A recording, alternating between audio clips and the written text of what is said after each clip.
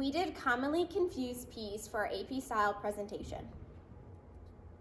There are a lot of confusing words and homonyms in the English language, so we focus on all of the words that start with the letter P and they're words that have similar soundings. So our first set of words that we did were packed versus packed, and packed is a word that's in past tense and it has two forms. So as a verb, to pack means to put something inside of a suitcase, box, container, etc. for storage or transportation. And as an adjective, packed describes volume within an object. And pact is a promise or an agreement between two or more parties, and that's used as a noun. Pale versus pale. Pale with an AIL is basically just a bucket, it's a noun.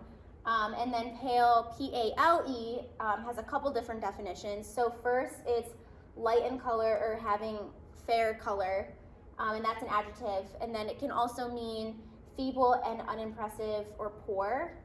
And then used as a verb, it's to become pale or white in the face, often if you're shocked or surprised. And then as an adjective, it seems less important or impressive. So an example sentence is, all else pales by comparison. So the next word is premier versus premier. So premier as an adjective is outstanding. And an example of that would be all of the hotels in the world, this premier hotel was on the top of every hotel critic's top 10 list. And then premier with an E at the end is a noun, and it's the first presentation of a movie or a play. So the movie will have its premiere next week. So another common homonym is past versus past. So past, P-A-S-S-E-D, is just the past tense of pass, which is a verb. So for example, we passed McDonald's on the way to the store. And then past, P-A-S-T, is a noun. It could be a noun or an adjective. And as a noun, it is history, as in she has a mysterious past. And as an adjective, it means most recent. So the danger is now past. And then the next homophones that we did were pair versus pair versus pair. So the first pair is P-A-I-R, which is a set of two similar things considered as a unit.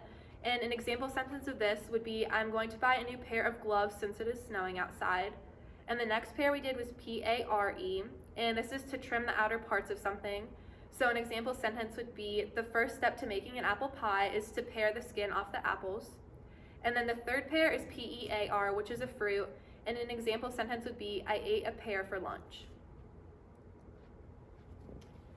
Then we did palate versus palette versus palate. So the first palate is P-A-L-A-T-E, and that is the roof of one's mouth, so that's a noun.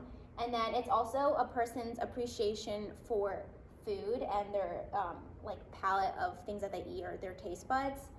And then palette with E-T-T-E is a thin oval board or slab that painters use, so what they use to mix colors on when they're painting something.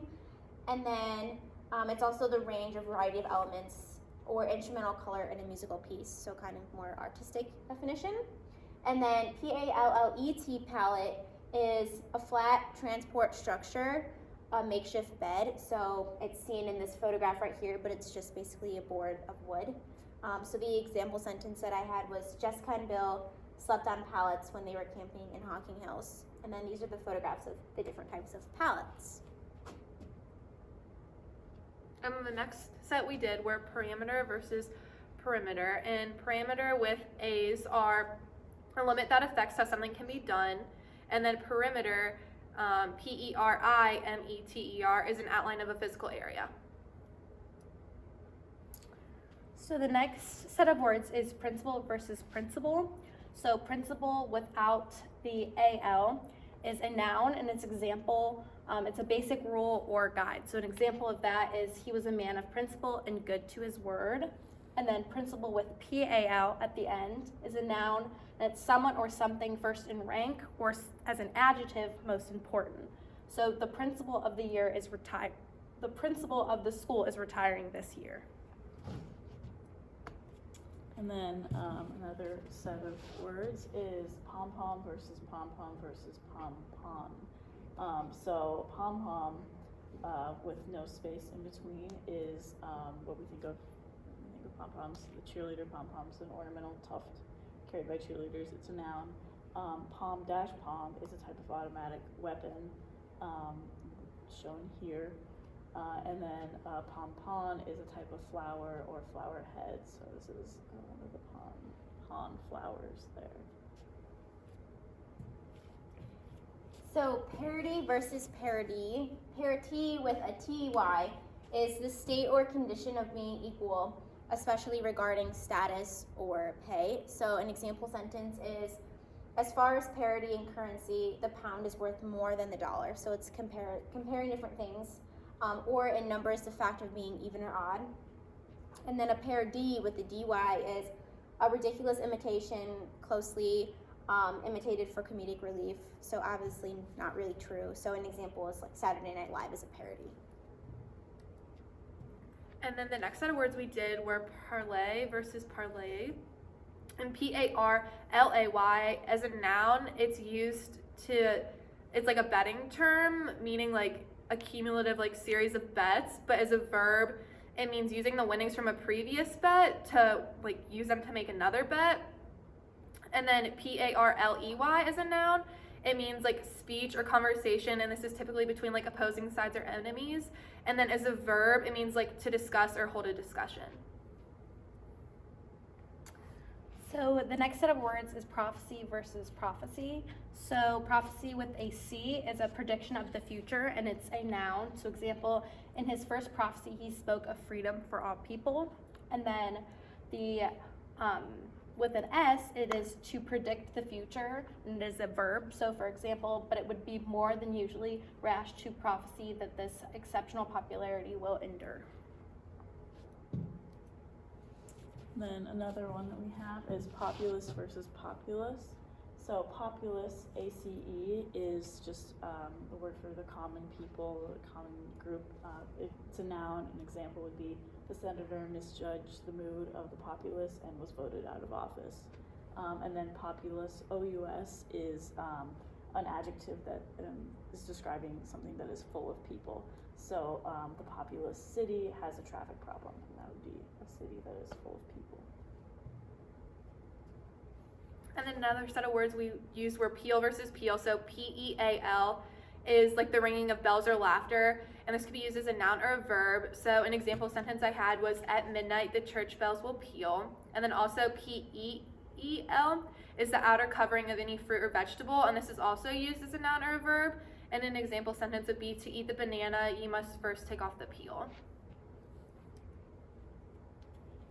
So then we have peak versus peak versus peak. So PEEK is to look at quickly or take a secret look without somebody noticing, and that's a noun. And then PAK is the pointed top of a mountain, or really the top of anything.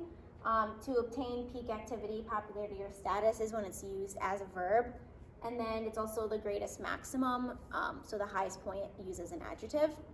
And then peak with a QUE is a feeling of irritation or resentment, especially to one's pride, and that's a noun. So an example was, he left the house in a fit of a pique.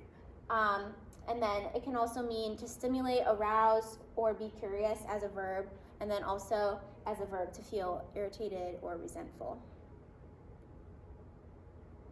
And then pedal versus pedal versus petal. So pedal with a PEDAL is the foot-operated pedal or level, such as on a bike or a vehicle.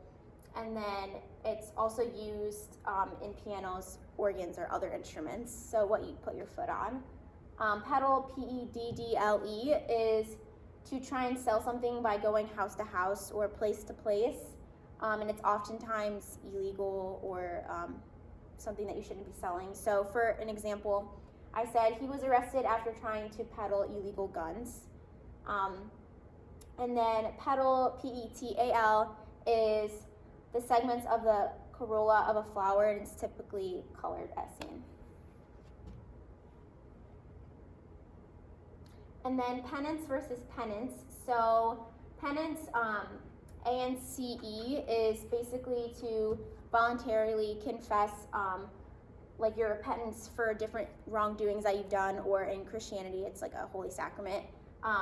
So example sentence I said was, he did charitable work as his penance for shoplifting. So it's just showing remorse for some wrongdoings that you've done. And that can be a noun or verb depending on how it's used.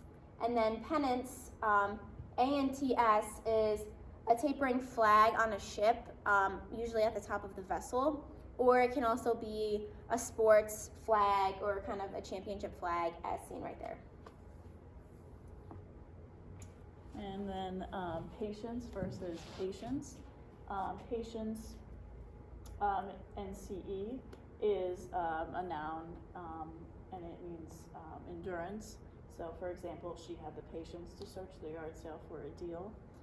And then patience, ENTS, is also a noun. It means people receiving treatment. So, for example, Dr. Brown's patients waited outside her office. So obviously those are a lot of words, but we just wanted to cover them because as journalists it's important to know the differences in the English language when writing stories.